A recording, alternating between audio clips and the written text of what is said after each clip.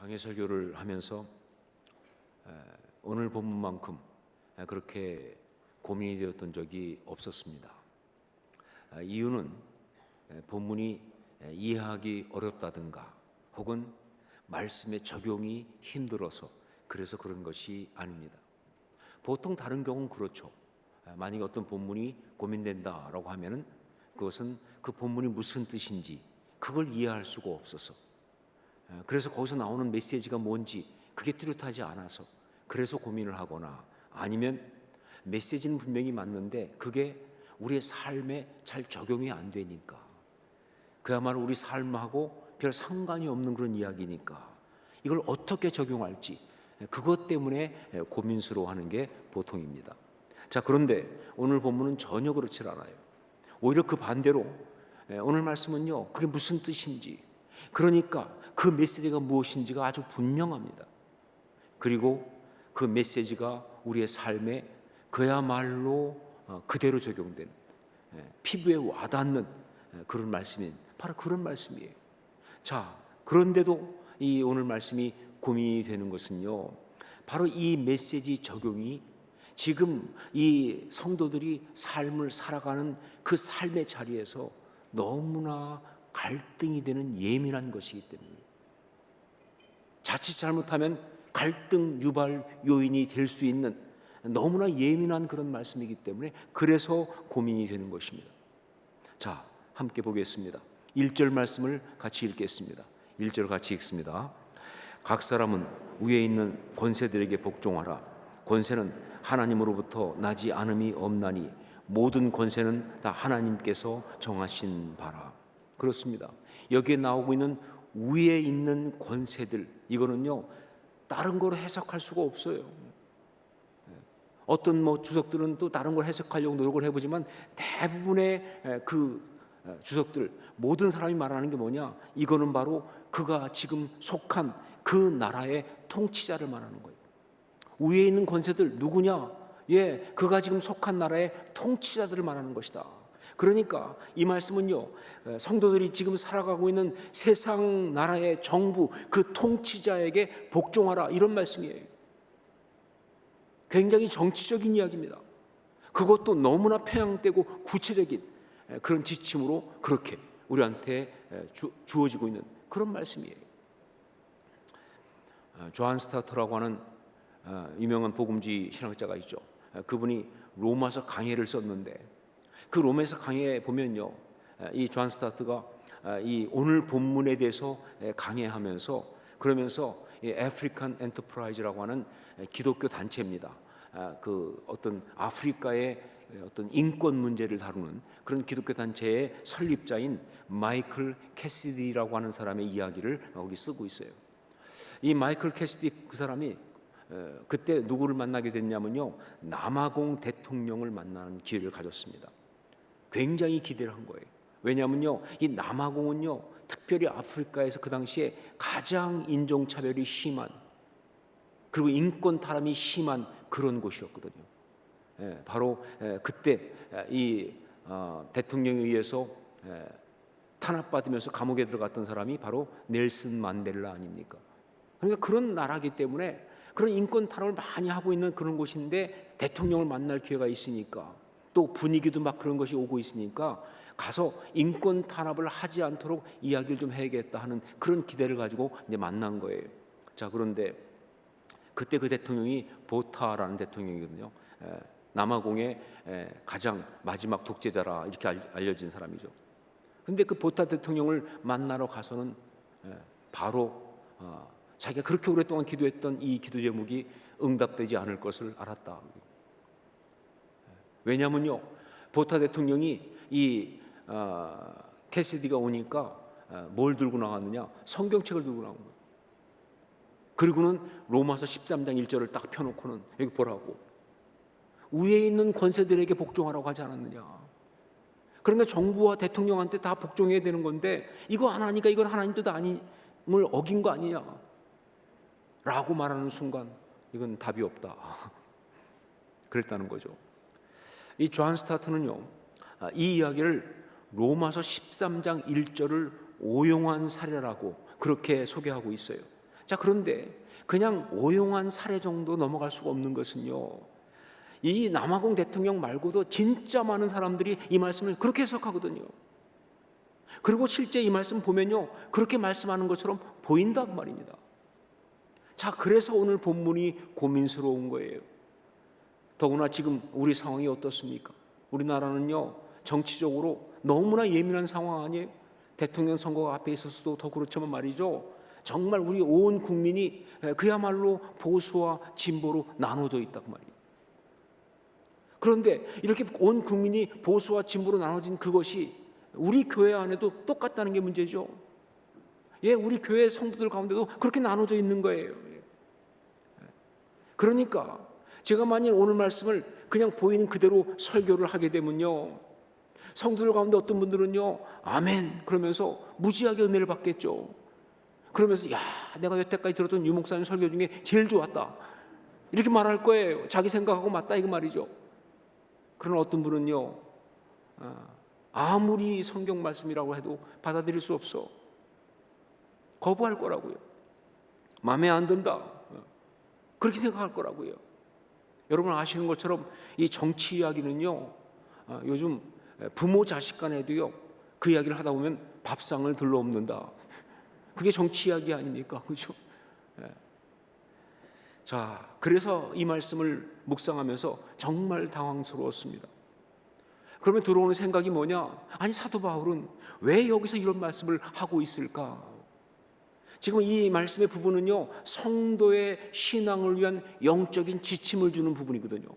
성도들이 정말 신앙생활 잘하고 살아가기 위해서 영적 지침을 주는 그런 부분인데, 여기서 왜 이 세상적인 그리고 이렇게 예민한 갈등스러운 이야기를 하고 있느냐 하는 것이죠. 이런 질문이 딱 올라왔어요. 자, 그런데 그때 성령께서 제 마음에 아주 강하게 말씀하신 것이 뭐냐? 어떻게 이 이야기를 하지 않을 수가 있느냐? 어떻게 이 이야기를 하지 않을 수가 있느냐? 성도로 살아가는 그 영적 지침을 주면서 어떻게 이 문제를 언급하지 않고 넘어갈 수가 있겠느냐 하는 거예요. 성도가 살아가는 자리가, 그 삶의 자리가 정치적인 문제가 너무나 어려운 그런 자리인데, 그 가운데 바른 신앙인으로 살아가기 위해서 영적 지침을 주면서 어떻게 그 문제를 언급하지 않을 수가 있냐 그 말이에요. 그렇습니다. 로마서의 오리지널 리더, 그러니까 원독자라고 보통 말하죠. 오리지널 리더, 원독자라고 말하는, 그러니까 로마서를 가장 먼저 받은 사람들, 로마에 있는 성도들이죠. 근데 그들은요, 정말 갈등스러운 정치 상황 한가운데 있었습니다. 무슨 이야기인가 하면요, 그 당시 로마에 있는 성도들 대부분은요, 유대인들이었습니다. 그 당시는 유대인들이 훨씬 많았죠. 유대인들이었어요. 그리고 이방인들이 그 가운데 있긴 했지만 그들은요, 예수 그리스도, 유대인의 메시아로 오신 예수 그리스도를 믿는, 뭐 유대교까지는 아니지만 유대화된 사람들이에요. 유대교를 믿는 건 아니지만 유대화된 사람들이에요. 자, 그런데 이 유대인들에게 로마 황제는 정말 갈등스러운 존재였습니다. 왜냐하면요, 로마가 이스라엘을 식민지 지배하고 있었으니까. 예, 로마가 이스라엘을 식민지 통치하고 있었기 때문에, 그러니까 그 로마 황제에 대해서, 그 정부에 대해서 인정할 것인지 아닌지, 이게 굉장한 갈등으로 유대인들 사이에 있었고요, 교회도 마찬가지였다는 것이죠. 여러분, 사실 이것은요, 예수님도 겪었던 갈등입니다. 뭐 성경 보시면 많이 나오잖아요, 그렇죠? 오죽하면 예수님께서 가이사의 것은 가이사에게, 이런 말까지 하셨겠습니까? 그리고 여러분, 예수님의 제자들 가운데 말이죠, 어떤 사람이 있었어요? 열심당원이 있었잖아요. 셀로딘 시몬, 반로마 정치 활동하는 사람이에요. 그리고 예수님께서 십자가에 달려 돌아가신 제목이 뭡니까? 유대인의 왕, 즉 뭐예요? 로마 황제를 상대로 반란을 일으켰다는 반란죄로 돌아가셨잖아요. 이게 굉장히 정치적인 어떤 그런 색깔이 있는 거예요. 자, 그러다 보니까 정말 이 신앙인으로, 그리스도인으로서 살아가면서 아름답게 살겠다고 하는 그런 사람 입장에서요, 이 로마 황제에 대해서 어떻게 할 것인지는요 피할 수 없는 문제예요. 그냥 뭐 이건 상관없어 이럴 수 없다 그 말입니다. 교회 안에 어떤 일이 있었느냐, 한편에서는요 어떤 사람들은 로마를 상대로 로마 황제를 상대로 저항 운동을 해야 한다, 이렇게 주장하는 사람이 있어요. 이게 맞는 것이, 이게 하나님의 뜻이다. 하지만 한쪽 세계는 아니다, 교회는 정치 집단이 아니다, 우리는 복음 가운데 있는 것이기 때문에 황제를 상대로 해서 뭐 저항 운동 혹은 뭐 반로마 운동 하는 것이 아니라 그냥 우리는 그대로 그거는 받아들이면서 그냥 가야 한다, 정치 문제는 빠지면 안 된다 라고 하는 그런 주장이 함께 있었다는 것이죠. 어디하고 비슷합니까? 지금 우리하고 비슷한 거죠. 지금 우리하고 너무 비슷한 거예요. 지금 우리 교회 성도들 가운데 있는 문제와 똑같은 문제에 그들도 빠져 있었던 것이죠.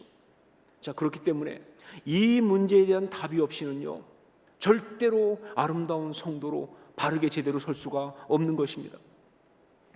그렇기 때문에 사도 바울이 여기서 이 문제를 언급한 것은 당연한 것이고, 그리고 그 영적 지침은 지금 우리에게도 너무나 중요한 그런 메시지가 되는 거예요.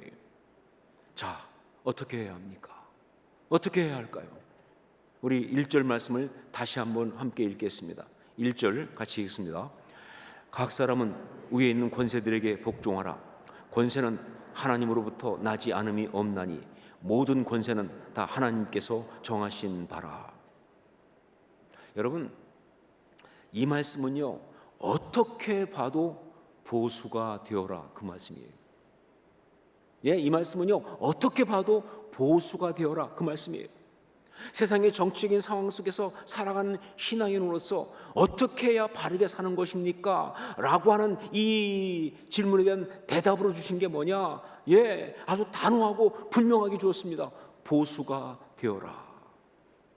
여기 1절 말씀만 그런가요? 아니요, 2절부터 쭉 읽어보세요. 더 구체적으로 나갑니다. 보수가 되어라. 여러분, 정치에 대한 사람들의 입장은 두 가지로 나누어집니다. 그게 바로 보수와 진보예요. 이 정치에 대한 사람들의 입장은 보수와 진보 둘로 나누어집니다. 물론 이 보수와 진보란 말은요 근대 프랑스 혁명 이후에 나온 말이에요. 프랑스 혁명 이후에 그 프랑스가 그 정부가 둘로 나눠졌죠. 하나가 자코뱅이라고 하는 좌파, 그 사람들이 주로 왼쪽에 서 있었대요. 그래서 좌파입니다. 그리고 또 지롱드라고 하는 우파, 이 사람들 주로 오른쪽에 있어서 우파예요. 그 지롱드의 대표 그룹들이 부르조아 아니 부르조아. 그리고 좌파들은 자기 상징을 다 빨간색으로, 그래서 붉은 군대가 나타난 거죠. 거기서. 우파들은 하얀색으로, 파란색 아닙니다. 하얀색입니다. 뭐 이런 식으로 된 거예요. 하지만 여러분, 사실 역사 처음부터 정치에 대한 사람들의 입장은요 두 가지였던 거예요. 바로 지키고 유지하려고 하는 보수와, 지키고 유지하려고 하는 보수와, 그리고 바꾸고 변화시키려고 하는 진보, 두 가지입니다. 지키고 유지하려고 하는 보수와 바꾸고 변화시키려고 하는 진보, 두 가지예요. 자, 그런데 성경은 아주 단호하게 참된 그리스도인들이 이 땅 가운데서 세상 권세들에게 가져야 하는 그 입장을 뭐라고 말하고 있느냐? 보수라고 얘기하고 있는 거예요. 이게 맞다라고 말하고 있는 겁니다. 바로 여기에 문제가 생기는 거예요. 지금 당장 우리 교인들만 하더라도 이 자리에 있는 사람들 가운데서도 말이죠, 진보적인 입장에 있는 사람이 얼마나 많습니까? 정치적인 성향상 진보를 갖고 있는 사람이 얼마나 많아요. 자, 그런데 여러분, 그들이 잘못됐습니까? 그들이 틀렸습니까? 그들이 문제가 있는 건가요? 아니죠. 선택이죠. 그거 아니거든요. 정치는 보수 아니면 진보죠 뭐. 그걸 틀렸다고 말할 수 없잖아요. 잘못됐다고 말할 수 없잖아요. 그런데도 만약에 성경이 이렇게 보수가 되어라 라고 말한다고 한다면 그들은 이 말씀을 받을 수가 없죠. 그들은 이 말씀을 거부할 겁니다. 이건 아주 심각한 문제가 되는 것이고요. 자, 그런데 여러분, 성경이 보수가 되어라 라고 말씀하시는 것은 분명하지만, 그러나 성경은 지금 우리가 정치적으로 진보냐 보수냐 나누는 그 보수가 되라고 말하는 것이 절대로 아닙니다. 이게 중요한 포인트예요. 보수가 되라고 말하고 있지만, 그러나 성경은 지금 우리가 정치적으로 나누는 그런 진보와 보수 중에 보수가 되어라 라고 말하는 것이 아니에요. 정확히 말하면요, 성경은요 우리한테 그냥 보수가 아니라 참 보수가 되어라 라고 말하고 있는 거예요. 참 보수가 되어라. 세상의 정치적 수준에서 그냥 보수, 그게 아니라 바로 세상을 창조하시고 역사를 주관하시는 하나님의 자녀, 하나님의 백성으로서의 보수가 되라고, 그 얘기를 하고 계시는 거예요. 여러분, 보수가 무엇입니까? 말 그대로 보존하여 지킴 아니에요? 지킬 보, 지킬 수, 보존하여 지킴이에요. 자, 그런데 성경이 말하는 이 보수, 즉 참보수는요, 보존하여 지키긴 하는데 세상에 있다가 없어질 권세나 헛되고 무가치한 어떤 그런 것을 보존하고 지키는 것이 아니라 바로 참된 것을 보존하고 지키라고 이야기하는 거예요. 그래서 참 보수인 거예요. 이게 우리가 중요한 거죠. 그렇다면 참 보수는 무엇을 보존하고 지키는가 하는 거죠. 참 보수는 무엇을 보존하고 지키는가? 첫 번째, 말씀을 통해 볼 때 첫 번째, 하나님의 권위입니다. 하나님의 권위. 오늘 말씀 1절에 권세는 하나님으로부터 나지 않음이 없나니 모든 권세는 다 하나님께서 정하신 바라 라고 이야기하고 있습니다. 그러니까 우리가 권세들에게 복종해야 될 이유가 있다고 한다면 그게 하나님이 세우신 것이기 때문에 그래서 복종해야 한다, 그 이야기예요. 예, 그러니까 참보수는요 세상의 권세에게 복종하는 게 사실은 아닙니다. 참보수는요 세상의 권세 권력을 지키고 보존하는 것, 그것이 아니에요. 하나님의 권위를 보존하는 것입니다. 하나님의 권위를 지키는 거예요. 목숨을 걸고. 예. 제가 한 번은 어버이 주일에 설교를 하면서 10계명 가운데 제 5계명인 내 부모를 공경하라 하는 말씀을 가지고 설교를 한 적이 있었어요. 그런데 그때 설교를 준비하면서 정말 제가 정말 놀라운 어떤 그 깨달음, 어떤 은혜를 받았는데, 그것은 이제 그 묵상할 때 질문을 많이 하거든요, 저는요. 근데 그때 어떤 질문을 던지면서 묵상했냐면 왜 부모를 공경해야 하는가 하는 질문이었어요. 말씀에 그냥 딱 그렇게만 나와 있잖아요. 내 부모를 공경하라. 그러니까 제가 그런 왜 부모를 공경해야 하는가 하는 질문을 던지면서 묵상을 하다가 그 답을 얻으면서 너무나 은혜를 받은 거예요. 왜 부모를 공경해야 하는가? 그때 성령께서 주신 감동은 바로 뭐냐면요, 하나님이 그러라고 그랬으니까. 하나님이 그렇게 하라고 하셨으니까. 네, 다른 게 없어요. 성경 보세요, 다른 거 안 나옵니다. 부모가 우리를 낳아줬으니까, 부모가 우리를 길러줬으니까, 부모한테 우리가 이런 사랑을 받았으니까, 그게 아니에요. 그 이전에 뭐예요? 하나님이 그렇게 말씀하셨으니까, 무조건 공경하라고 하셨으니까, 하나님 때문에, 하나님의 그 말씀 때문에 그 권위를 따르고 지키기 위하여, 그래서 부모를 공경해야 한다, 그런 이야기다 하는 거죠. 마찬가지입니다. 세상의 권세들에게 복종해야 하는 이유는요, 그것이 하나님이 세우신 것이기 때문에 그런 것이다. 하나님의 권위를 보존하고 지키기 위하여 그렇게 하는 것이다 하는 겁니다. 자, 그런데 여기서 우리가 또 분명하게 언급을 해야 될, 그냥 넘어갈 수 없는 그런 중요한 부분이 있습니다. 그건 뭐냐? 그렇기 때문에 이 말씀은요,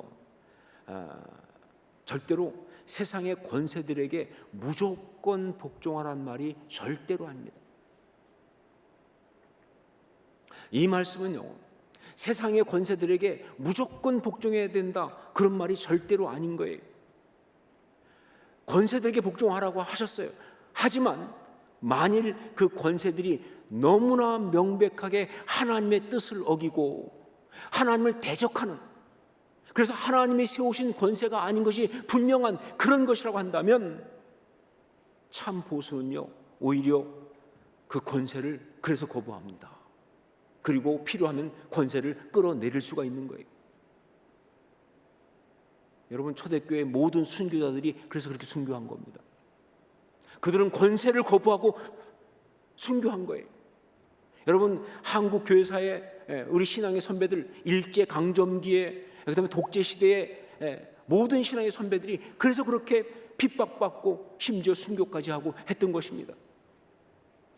그들은 하나님의 권위를 보존하고 지키기 위해서 세상의 악한 권세를 단호하게 거부하고 그것에 저항을 했던 것이죠. 왜? 그게 참 보수니까. 권세를 따른 복종하는 게 아니에요. 하나님의 권위를 지키는 것이지. 그리고 또 한 가지, 여기서 우리가 봐야 될 중요한 포인트, 이 말씀을요, 앞에 이 남아공의 보타 대통령 하듯이 권세자들이 자기들의 권력을 지키는 방편으로 이용해서는 절대로 안 된다는 겁니다. 이 말씀을 가지고 권세자들이 봐라, 하나님이 권세들에게 복종하라고 했잖아 라고 하면서 자기들의 권력을 지키는 어떤 그런 방편으로 이용해서는 절대로 안 된다 하는 거예요. 여러분, 이것은요, 신앙의 사람 우리한테 주어진 말씀이지 권세자들한테 주어진 말씀이 아닌 거예요. 그리고 그들이 사용하면 안 되는 거예요. 여러분, 아까 얘기했던 내 부모를 공경하라, 그건 자녀들한테 주신 말씀이지 부모에게 주신 말씀이 아니에요. 그런데 만약 부모가 말이죠, 그 말씀을 가지고 자녀들한테 봐라, 성경책에 내 부모를 공경하라고 그랬잖아, 왜 안 하는 거야 너는? 그러면 그 부모는 잘못하면 하나님께 맞는다, 말씀을 악용하니까. 아니죠. 자녀에게 주신 말씀인 거예요. 똑같이 이건 권세자들이 자기들을 사용할 수 있는 말씀이 아니에요. 하나님 우리에게 주신 말씀이죠. 만약에 어떤 권세자들이 이 말씀을 자기들을 위해서 사용한다고 한다면요, 그건 무슨 뜻이냐? 그 권세는 하나님이 세우신 권세가 아니다, 그 뜻이에요. 당연히 거부하고 복종할 필요가 없는 권세가 되는 것이죠. 참 보수는 하나님의 권위를 지키는 사람들이다 하는 거죠. 첫 번째, 목숨을 걸고 하나님의 권위를 지키는 것이다. 두 번째, 참 보수는요, 뭘 지키는가? 바로 하나님의 질서를 지킵니다. 하나님의 질서. 우리 2절 말씀을 함께 읽겠습니다. 2절 같이 읽습니다. 그러므로 권세를 거스르는 자는 하나님의 명을 거스름이니 거스르는 자들은 심판을 자취하리라. 여기 거스른다 나오는 걸 보면 알 수 있겠지만 이거 질서 문제입니다. 참 보수가 보존하고 지켜야 하는 것은 바로 뭐냐? 또한 하나님의 질서입니다. 하나님의 질서. 여러분, 이 세상에는요, 하나님이 세우신 질서라, 그것이 있어요. 하나님이 세우신 질서가 있어요. 여러분, 창세기를 보면 알겠지만 창조 이전 상태가 어떤 상태였습니까? 바로 땅이 혼돈하고 공허하며 흑암이 깊은 위에 있고, 바로 뭐예요? 혼돈과 무질서였잖아요. 바로 그 가운데 빛이 있으라 하시면서 질서를 만드신 것이 하나님의 창조 이야기예요. 자, 그리고 이런 하나님의 그 질서는요, 역사 속에도 계속됩니다. 여러분, 율법이 뭡니까? 계명이 뭡니까? 하나님의 질서잖아요. 하나님의 백성들이 정말 아름답고 바르게 잘 살 수 있게 하려고 하나님께서 질서를 주신 거예요. 자, 그래서 그 하나님의 질서를 파괴하는 것은 범죄입니다.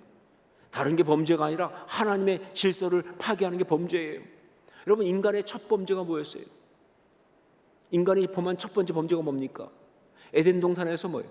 선악과를 따먹은 거잖아요, 그렇죠? 여러분, 아니 선악과를 따먹었다고 왜 이렇게 문제가 되냐? 아니 먹고 싶으면 먹을 수 있는 거 아니에요? 제가 주일학교 때 했던 말대로 치사하게 먹는 거 가지고 그런 생각 들지 않으세요? 아니 그거 먹었다고 이렇게까지 심하게 나오실 수가 있느냐? 여러분, 그런데 그 선악과가 뭡니까? 하나님께서 먹지 말라고 말씀하신 바로 그 선악과입니다. 하나님의 질서를 깼잖아요. 하나님의 질서를 파괴하니까 범죄가 되는 거예요. 여러 가지 이유가 있지만 그 중에 하나 정말 중요한 게 그거예요. 모든 범죄는 바로 하나님의 질서를 파괴하는 거예요. 가정을 파괴하는 게 왜 범죄입니까? 하나님의 질서를 파괴하니까. 교회도 마찬가지입니다. 사회도 마찬가지예요. 국가도 마찬가지예요. 사람 사이의 어떤 질서도 마찬가지예요. 하나님이 주신 질서가 있어요. 그걸 파괴하면 범죄하는 것이다. 참 보수는 어떤 사람이냐? 하나님의 질서를 보존하고 지키는 거예요. 하나님의 질서를 보존하고 지키는 거예요. 심지어 보는 사람이 없어도 그거 안 지킨다고 무슨 어떤 그런 처벌을 받는 그런 것이 없다 할지라도 그래도 지킵니다. 왜? 하나님의 질서니까. 오늘 말씀에 나온 그대로 말이죠. 양심을 따라. 양심을 따라. 이게 참 보수예요. 맞아요. 참 보수는 피곤합니다. 편하게 살 수는 없어요. 하지만 바르게 사는 거죠. 이게 바른 것이죠. 자, 세 번째, 무엇을 지키는가? 하나님의 공동체입니다. 하나님의 공동체. 3절 말씀을 함께 읽겠습니다. 3절 같이 읽습니다. 다스리는 자들은 선한 일에 대하여 두려움이 되지 않고 악한 일에 대하여 되나니 내가 권세를 두려워하지 아니하려느냐? 선을 행하라. 그리하면 그에게 칭찬을 받으리라. 자, 여기 다스리는 자들 이렇게 돼 있어요. 여기에 뭐 어떤 게 들어가 있어요? 다스리는 자들이란 말 속에 담겨 있는 게 뭐예요? 공동체가 들어가 있어요. 공동체를 다스리는 자들이니까. 이 말씀은 지금 그 시각을 개인으로 두는 것이 아니라 공동체에 두고 있다 그 말입니다. 더구나 그 다음 4절을 보면요, 어떤 표현까지 쓰고 있느냐? 그는 하나님의 사역자가 되어 라는 표현까지 나와요. 기가 막히죠? 위에 있는 권세자들을 갖다가 다스리는 자들이라고 말했는데 여기서 심지어 어떻게까지 말을 해요? 하나님의 사역자라는 말까지 쓰고 있어요. 이게 도대체 어떻게 된 것이냐? 이렇습니다. 그들이 다스리는 곳이 바로 뭐예요? 하나님의 공동체이라고 한다면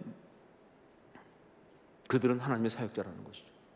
그들이 다스리는 것이 다른 것이 아니라 하나님의 공동체이기 때문에 그들은 사역자다. 그들이 목회자가 아니어도, 그들이 어떤 선지자나 제사장이 아니어도, 그냥 세상의 왕이어도, 그냥 세상 어떤 회사의 장이어도, 어떤 세상 어떤 모임의 어떤 그 리더를 할지라도, 그게 하나님의 공동체라고 한다면, 그게 그냥 가정의 어떤 것이 할지라도 하나님의 공동체라고 한다면, 그 가정을 다스리는, 그 조직을 다스리는, 그 공동체를 다스리는 사람은요, 하나님의 사역자예요. 그렇기 때문에 참 보수는요, 무엇보다 하나님의 공동체를 보존하고 지킵니다. 하나님의 공동체를 보존하고 지킨다. 자기 개인의 이익이라든가 자기 어떤 생각보다도요, 공동체 전체를 위해서 희생하고 섬기는 사람들, 그게 바로 참 보수라는 거예요. 그 어스기니스라고 하는 기독교 유명한 그런 사상가가 있죠. 그분이 The Call, 그러니까 소명이라는 책을 썼는데, 제가 그 책을 읽으면서 정말 개인적으로 굉장히 아주 크게 정말 와닿았던, 깨달았던 것이 뭐냐, 바로 그가 거기서 개인주의, 인디비주얼리즘을 얘기하는 그 부분이었어요. 개인주의, 인디비주얼리즘. 그런 말하기를 현대 사회의 모든 문제의 근간에는 개인주의가 있다, 그렇게 보고 있어요. 현대 사회의 모든 문제의 근간에는 개인주의가 있다. 그러면서 말하기를 이전 사회와 비교해 보면 이전 사회가 참 여러 가지로 많이 열악하죠. 그런데 현대 사회에 보면요, 이전 사회에는 없었던 아주 많은 문제들을 가지고 있다는 거예요. 이 문제가 다 어디서 왔느냐라고 할 때 그 이전 사회는 그래도 뭐예요? 집단주의, 컬렉티비즘. 집단주의 사회였던 컬렉티비즘. 그런데 이 집단주의 사회에서 개인주의가 되면서 이 문제가 왔다는 거예요. 자, 집단주의, 이게 무슨 얘기입니까? 그냥 한 개인이 아니라 공동체로 생각하는 거예요.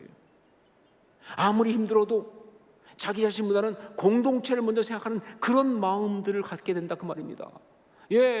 가족을 생각하고 자신의 어떤 그런 마을이나 부족이나 사회나 국가를 생각하는 그런 마음이 더 앞서가는 그 사고. 이전엔 정말 그랬습니다. 그래서 정말 아무리 하고 싶어도 이것이 정말 가족들에게 불명예가 되면 안 했어요. 아무리 하고 싶지 않아도요, 우리 공동체가 다 하는 거라면 했어요. 아무리 힘들어도 전체를 위해서 참고 견뎠습니다. 정말 그래서 나온 말이 뭐예요? 벙어리 3년, 귀머거리 3년, 장님 3년, 그렇게 가정을 지켜냈어요. 그게 바로 컬렉티비즘이에요. 물론 그 집단주의 속에서 너무 문제가 많은 것도 있었죠. 그래서 개인의 어떤 그런 인권이 막 짓밟히고 정말 말도 안 되는 것이 강요되고, 그래서 사실은 이게 뒤집혀 나온 것이 맞아요. 그러나 그렇게 된 개인주의가 사실은 또 뭐예요? 양면이 있는 거예요. 독이 있는 거예요. 그래서 지금 현대사회 문제가 또 터진 겁니다. 분명한 거 뭐냐? 참 보수는 자기 자신보다 공동체를 먼저 생각합니다. 그래서 그 공동체를 보존하고 지키기 위해서 자기 생각을 내려놓는 사람들이에요. 여러분, 성경에 보면요, 기가 막힌 인사이트 중에 하나가 뭐냐?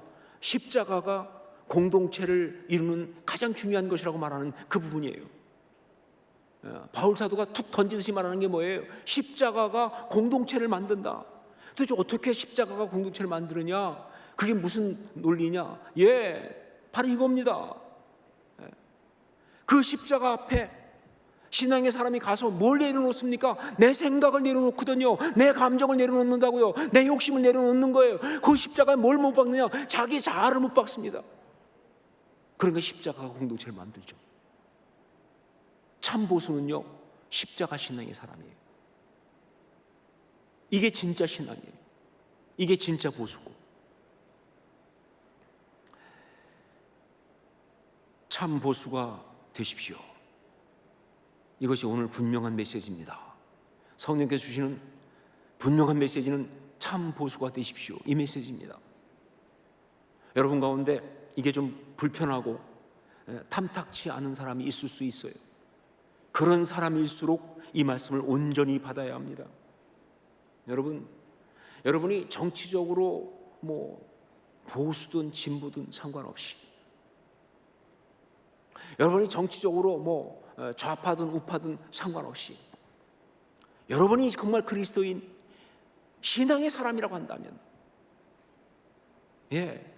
여러분은 참 보수가 되어야 되는 거예요. 왜냐하면요, 이것이 바로 신앙의 사람이 정말 이런 상황 속에서 아름답게 살아가는 바로 그 가장 중요한 모습이기 때문에 그런 것이다. 여러분, 어떤 정치적인 것 이전에 우리는요, 세상을 지으신 창조주 하나님의 자녀잖아요. 우리는요, 지금도 이 땅의 역사를 주관하고 계시는 하나님의 백성 아닙니까? 이 온 세상에 사신 왕이신 예수 그리스도의 제자니까 바로 우리는 그것을 지켜내야 한다는 것이죠. 다시 한번 주의 이름으로 말합니다. 여러분, 참 보수가 되십시오. 기도하겠습니다.